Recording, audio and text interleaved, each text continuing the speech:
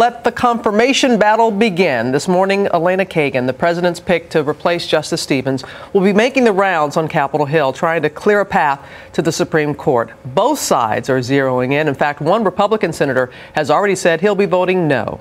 We're joined now by Vice President Joe Biden. Mr. Vice President, thank you so much. And we noticed that you leaned in after the president's announcement and you whispered something into Elena Kagan's ear. First of all, was it appropriate for morning television, and can you share what you said? It was totally appropriate, and I said you did a great job, and she did a great job, and she's going to be a superb justice.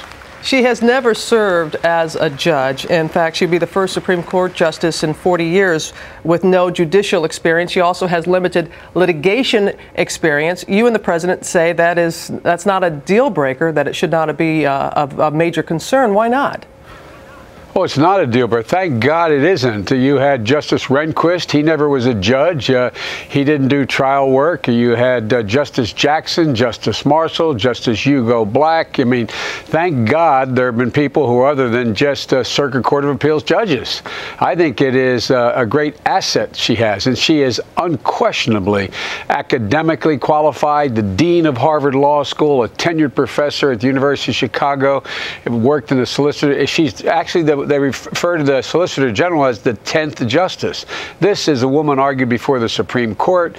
She is supremely qualified. You said, and the president has also said, that what he wanted was someone that understands how laws affect real people. She did attend public school here in New York City, but most of her career she's worked for presidents, Supreme Court justices, and even at Harvard. So, some would argue and say that's not exactly Main Street.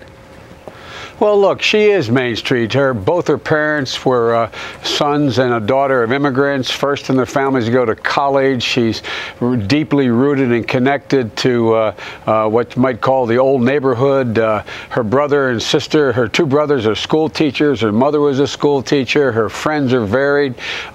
This is a woman who's lived in the real world. This is a woman who is, as I said, a tenured professor at the University of Chicago, first woman dean in the history of the law school at Harvard, the first woman solicitor general. This woman has experienced the kinds of things people like you have. She's been a real trailblazer.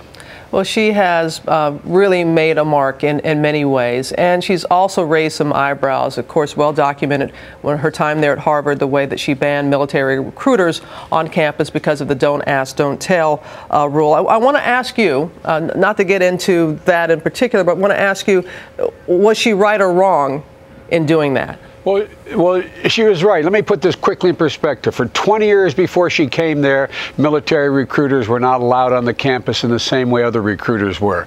Then we passed a law called the Solomon Amendment, and before she got there, saying that no, you had to let military recruiters on. You couldn't do that. So military recruiters were on. Then, in fact, what happened was the Third Circuit Court of Appeals said Solomon Amendment's unconstitutional. She was then dean. She went back to the previous 20-year practice at Harvard, 20-plus years. Then the Supreme Court said, nope, the Solomon Amendment saying they have to be allowed on campus is correct. She immediately reinstated them. All during that period, she's reached out to veterans in the law school. She has been a promotion ceremony. She's recognized veterans coming to the law school. So this is not a single bit of anti-military bias. She does think, and I agree with her, that the don't ask, don't tell policy is a very bad policy. Well, you always speak your mind, Mr. Vice President. Thank you, as always. Good to spend some time with you. Have a good day, sir. Thank you, Robin. Great being with you. All right.